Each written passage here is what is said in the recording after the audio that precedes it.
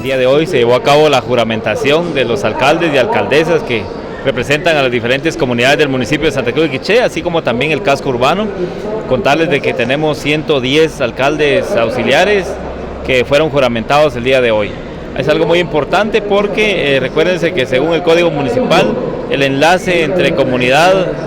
municipalidad es el alcalde auxiliar. Yo creo que iniciamos nuevamente este año 2016 agradecidos con Dios, agradecidos con los alcaldes auxiliares, con las comunidades, tomando en cuenta que los alcaldes auxiliares son electos en asamblea por parte de las diferentes comunidades y el día de hoy pues se hicieron presentes para la juramentación respectiva. Los alcaldes auxiliares juegan un papel muy importante y necesario en cada una de las comunidades, tomando en cuenta que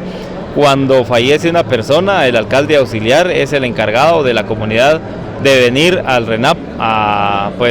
informar y realizar las gestiones correspondientes también para poder realizar los sepelios, pero también es el encargado de coordinar algunos proyectos para el desarrollo de las mismas comunidades. Entonces, el papel que juega cada uno de ellos es muy importante, el principal, porque es un enlace directo entre municipalidad y comunidad. Yo sí estoy convencido de que va a ser un año esperanzador, va a haber, siento yo, más paz, más seguridad, y yo creo que también va a haber más desarrollo, si es que también, como lo dijo el señor alcalde, pues que va a dar todo el apoyo, digamos,